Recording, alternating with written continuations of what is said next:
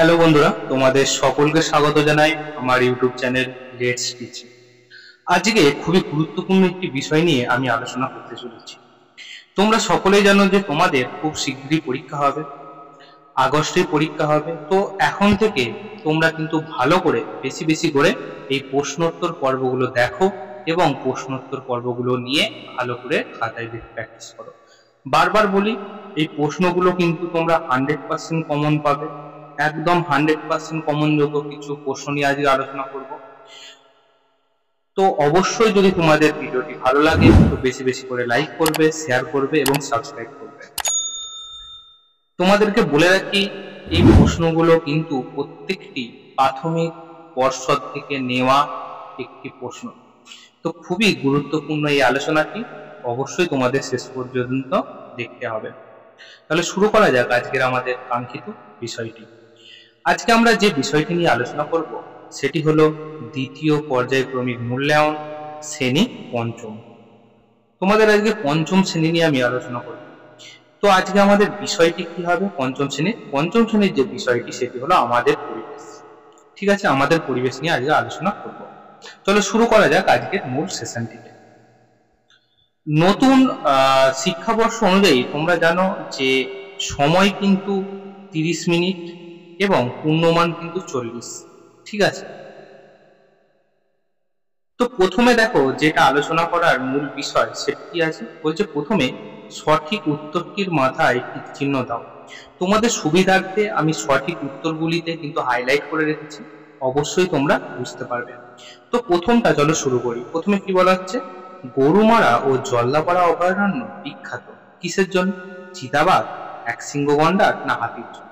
তাহলে সঠিক উত্তরটি কি হবে? সঠিক উত্তরটি হবে আমাদের একশৃঙ্গ গন্ডারের জন্য। ঠিক আছে, আচ্ছা পরের প্রশ্ন বলা হচ্ছে আলুর চাষ বেশি হয় কোথায়? বর্ধমান, নদিয়া নাকি হুগলি? কোথায় হয় বলো? সঠিক উত্তরটি হবে আমাদের হুগলিতে। আমাদের এই হুগলিতে, তারকেশ্বর, এইসব সাইডগুলোতে, সোদপুরে, এইসব সাইডে কিন্তু প্রচুর পরিমাণে আলুর চাষ হয়ে থাকে। পরের প্রশ্ন বলা হচ্ছে মালভূমি অঞ্চলে যে মাটি দেখা যায়। মাটি থেকে কিন্তু এবারে ভালো প্রশ্ন আসবে, অবশ্যই মাটি থেকে ভালো করে প্রশ্ন উত্তর করবে। মালভূমি অঞ্চলে যে মাটি দেখা যায় সেটি কি মাটি? এঁটেল মাটি, লাল মাটি নাকি বালি মাটি? তাহলে কি হবে? সঠিক উত্তর হবে কি? লাল মাটি। তাহলে সঠিক উত্তরটি হবে লাল মাটি। পরের প্রশ্ন বলছে গঙ্গা হলো জোয়ারের জলে, বৃষ্টির জলে নাকি বরফ গলা জলে পুষ্ট? তাহলে গঙ্গা হলো একটি বরফ গলা জলে পুষ্ট। কেন তোমাদের বলে দিই বরফ গলা জলে কেন পুষ্ট? কারণ আমরা জানি যে গঙ্গা উত্তরাখণ্ডের হিমবাহের গোমুখ গুহা থেকে কিন্তু আসছে।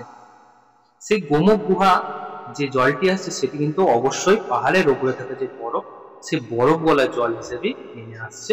তাই বলা যায় যে গঙ্গার জল কিন্তু খুব ঠান্ডা, অর্থাৎ বরফ গলা জলে পুষ্ট। তাই যদি বলে যে, তোমাদের একটা প্রশ্ন আসতে পারে এখানে, বলে দিই যে যদি বলে একটি নিত্যবহ নদীর নাম, নিত্যবহ, তাহলে একটি যদি বলে নিত্যবহ নদী কি? একটি তাহলে নিত্যবহ নদী হলো কি? গঙ্গা। একটি নিত্যবহ নদী গঙ্গা। বা এরকমও প্রশ্ন করতে পারে কোন নদীতে সারা বছর জল থাকে, তো তোমরা বলবে গঙ্গা। ঠিক আছে, চলো পরের প্রশ্ন বলছে যে সান্দাকফুর উচ্চতা কত? সান্দাকফুর উচ্চতা 3780 মিটার, 3630 মিটার নাকি 3520 মিটার? তাহলে সঠিক উত্তরটি কি হবে বলো? 3630 মিটার। ঠিক আছে, আচ্ছা পরের প্রশ্ন বলা হচ্ছে যে দার্জিলিং যে পর্বত শ্রেণীতে পড়ে আছে, যে পর্বত শ্রেণীর অন্তর্গত দার্জিলিং শহরটি, সেটি কোনটি? সেটি কি সান্দাকফু পর্বতশৃঙ্গ নাকি সিঙ্গালীলা নাকি হিমালয়? তাহলে সঠিক উত্তরটি কি হবে? সঠিক উত্তরটি হবে সিঙ্গালীলা পর্বতশৃঙ্গ। পরের দেখো 2 নম্বরে বলা হচ্ছে শূন্যস্থান পূরণ কর। খুবই গুরুত্বপূর্ণ, শূন্যস্থান পূরণ কর। তো শূন্যস্থান পূরণটা আমরা একটু দেখে নিই। বলা হচ্ছে ড্যাশ হলো একটি নিত্যবহ নদী। একটু আগে আমি বলছিলাম এইটা 100% কমন যোগ্য একটি প্রশ্ন। তো অবশ্যই বলবো যে তোমরা এতক্ষণ ভিডিওটি যারা দেখছো অবশ্যই একটি করে লাইক করো, সাবস্ক্রাইব করো নতুন হলে, এবং শেয়ার করো বন্ধুদের মাঝে, যারা তারাও এই সকল ভিডিওগুলো দেখে উপকৃত হতে পারে। পরেরটাই দেখো বলা হচ্ছে ড্যাশ থেকে ভেরিতে গলদা ও চিংড়ি বাগদা চাষ হয়। তাহলে কোথা থেকে? এটা হবে সঠিক উত্তর কি হবে? সঠিক উত্তর হবে মিন থেকে। ঠিক আছে, মিন থেকে। পরে হলো ড্যাশ হলো পশ্চিমবঙ্গের সবচেয়ে উঁচু সর্বোচ্চ শৃঙ্গ। এটাও একটা ইম্পর্টেন্ট। তাহলে কি হবে? সান্দাকফু হলো পশ্চিমবঙ্গের সবচেয়ে উঁচু এবং সর্বোচ্চ একটি শৃঙ্গ। দার্জিলিং জেলার ড্যাশ মহানন্দার জন্ম। এটা বারবার বল, দার্জিলিং জেলার কোথায় মহানন্দার জন্ম? তাহলে সঠিক উত্তরটি কি হবে বলো? সঠিক উত্তরটি হবে দার্জিলিং জেলার ডাউহিলে। চা চাষ ভালো হয় ড্যাশ অঞ্চল। চা চাষ কোথায় ভালো হয়? আমরা জানি আমাদের পশ্চিমবাংলার দার্জিলিং হচ্ছে চা গন্ধে ও সুগন্ধে কিন্তু অত্যন্ত জনপ্রিয়। তাহলে দার্জিলিং কোথায়? একটি পার্বত্য অঞ্চল, একটু আগে আমরা বললাম। তাহলে চা চাষ ভালো হয় পার্বত্য এলাকায়। টেরাকোটা খুবই গুরুত্বপূর্ণ। টেরাকোটা কোথায় দেখা যায়? টেরাকোটা দেখা যায় কোথায়? বাঁকুড়া জেলায়। তোমাদের এটা তো ইম্পর্টেন্ট, কিন্তু আর একটা প্রশ্ন হয় টেরাকোটা থেকে, বলে টেরাকোটা কথার মানে। টেরাকোটা কথার মানে আমি জানিয়ে দিই, সেটা হলো পোড়া মাটির, পোড়া মাটির যে নকশা, পোড়া মাটির নকশাই হলো টেরাকোটার কাজ। একে বলা হয় টেরাকোটা। ঠিক আছে, চল পরের প্রশ্ন দিকে এগিয়ে যাই। পরের প্রশ্নটা দেখো বলা হচ্ছে যে নিচের বিবৃতিগুলির মধ্যে কোনটি সত্য আর কোনটি মিথ্যা লেখো। বলা হয়েছে দেখো, বলা হচ্ছে সালোক সংশ্লেষের জন্য প্রয়োজনীয় প্রধান উপাদান হলো সূর্যালোক। তো অবশ্যই কথাটা ঠিক যে সালোক সংশ্লেষের জন্য প্রধান ব্যাপারটি হলো কি? সূর্যালোক। তাহলে এখানটা আমরা কি লিখবো? এখানটা আমরা লিখে দেবো সত্য। পরে দেখো বারুইপুরের পেয়ারা বিখ্যাত। অবশ্যই সত্যি কথা, বারুইপুরে পেয়ারা বিখ্যাত, বারুইপুরের পান বিখ্যাত। কৃষি বান্ধব পতঙ্গ হলো মৌমাছি। কৃষি বান্ধব একটি পতঙ্গ হলো মৌমাছি। কথাটি কিন্তু ভুল নয়, কথাটি কিন্তু ঠিক। কেন? মৌমাছি কি করে?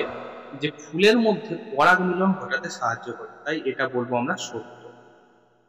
পরে দেখো বলা হচ্ছে শাখা প্রশাখা যুক্ত গাছ হলো তাল গাছ। তাই কি তাল গাছে কি অনেক শাখা প্রশাখা থাকে? না, তাল গাছে কোনো শাখা প্রশাখাই থাকে না, ও তো সোজা হয়ে উপরের দিকে ওঠে।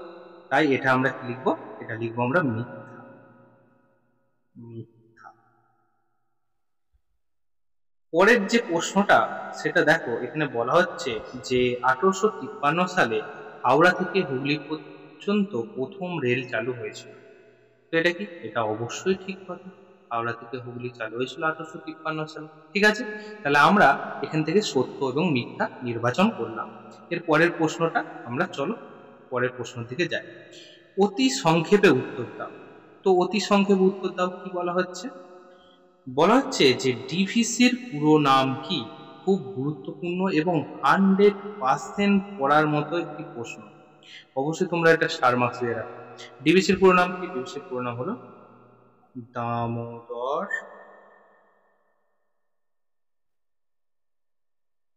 ভ্যালি কি কর্পোরেশন। দামোদর ভ্যালি কর্পোরেশন খুব গুরুত্বপূর্ণ একটি প্রশ্নের উত্তর কিন্তু। পরের প্রশ্ন বলা হচ্ছে তৃষ্ণার্ত ফসল কাকে বলে? যে সকল ফসলগুলো, প্রথমে বলি তৃষ্ণার্ত ফসল কাকে বলে। যে সকল ফসলগুলো চাষ করতে গেলে আমাদের প্রচুর পরিমাণে জলের প্রয়োজন হয়, তাদের কিন্তু তৃষ্ণার্ত ফসল বলে। ঠিক আছে, তাহলে এবারে আমি একটা উদাহরণ দিয়ে, উদাহরণটা কি তৃষ্ণার্ত ফসলের একটা উদাহরণ, সেটি হলো ধান।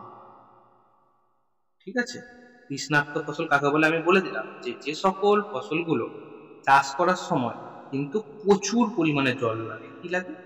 জলের প্রয়োজন কিন্তু প্রচুর হয়।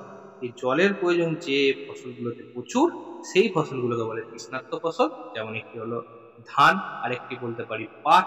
এগুলো কিন্তু অবশ্যই তৃষ্ণার্ত ফসল। ঠিক আছে, চল পরে দেখো বলেছে গম কোন ঋতুতে চাষ হয়। তো আমরা কি জানি গম হচ্ছে মূলত শীত ঋতুতেই চাষ হয়। পথের পাঁচালী বইটি কার লেখা?